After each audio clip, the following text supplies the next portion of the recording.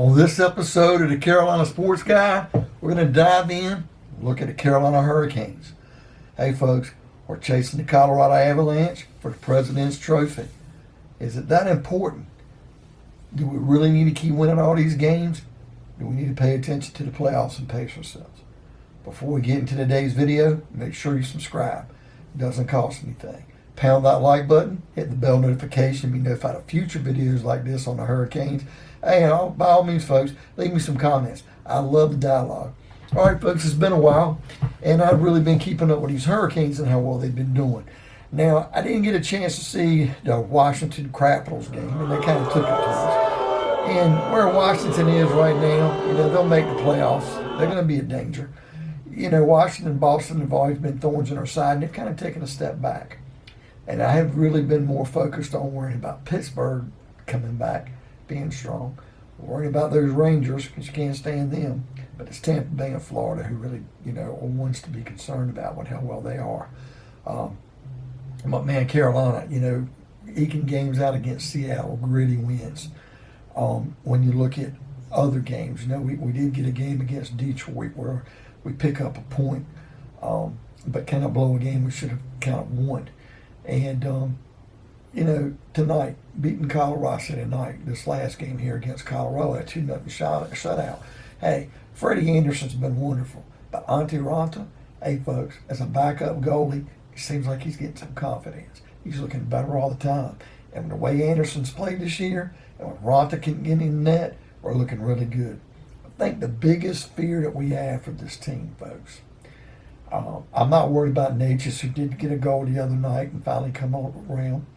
I'm not worried about a couple other offensive players, getting in slumps. Jordan Staal, we need him more for his grit and leadership than his scoring ability. Seth Jarvis is the rookie. If he hit this wall, how well is he going to do? And, I worry about our depth on defense because, Tony DeAngelo, you got to really worry about him, with his health. Are we going to be able to get him back for the playoffs in time? Is he going to be effective? Who do we get rid of at the trade deadline if we do to bring another defenseman in, if we were to decide to go that route? And is the chemistry going to be there? These are some very serious questions. Now, Rod Brendamore's got this team playing, and they're playing well. The main thing I feel that would be a hindrance, because Florida could beat us, Tampa could beat us, we could lose to Pittsburgh. I really do feel that we're head and shoulders above the other teams. And I honestly think between the Rangers and Pittsburgh, if it come down to it, we really would have home ice. And I think if everything is even up, we would win these games. Tampa Bay and Florida, to me, pose the biggest obstacle. I think Tampa's got it coming to them, but Florida does bother me because they have a lot of offensive ability. They've had our number this year. I think we can take them. But you just have to worry about the injury bug. That's going to be significant and key, and you just don't want to wear these players out because you're playing defensemen who are playing more minutes because you got a guy like Tony DeAngelo who's been out for a while. Ethan Bear's stuck it up. He's played well. He's really come through. But, the forward lines, Andrei Svechnikov has been incredible. He's been unreal. Teuvo Teravainen's been good. Nino Niederreiter. But when I look at a guy, Sebastian Aho, one of my favorite all-time Hurricanes. For me, it started with Ron Francis. And I really go back and look at Rod Brind'Amour, what he brought to the Stanley Cup team, and an Eric Staal. And as the years have gone by, I picked up a lot of admirations for players and loved them. I would honestly say right now, Sebastian Aho, what he means to this team, what he does, how much better he's getting, how much upside he has. I remember a time when Jeff Skinner was really looking good for this team, and he just hit a wall. Fell out of favor because he wouldn't play defense.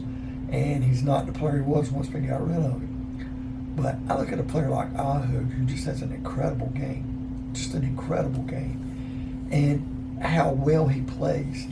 And other than maybe a Brind'Amour, I think he's been the most pivotal player in Hurricane history right now. I just see it.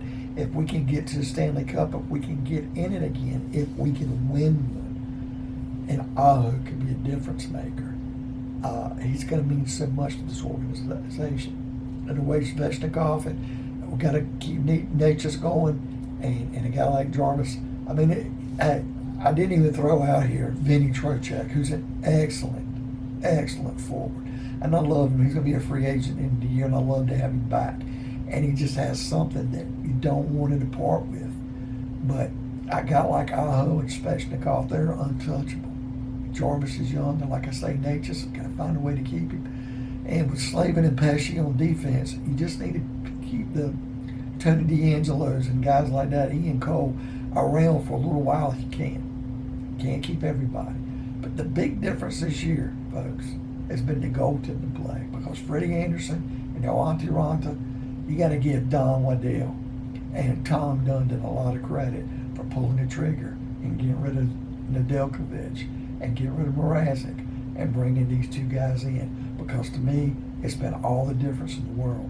And as we're getting down to these last 25, 30 games, and the Hurricanes are chasing that President's Trophy, hey, right now, they got about 85 points, 83, 85 points.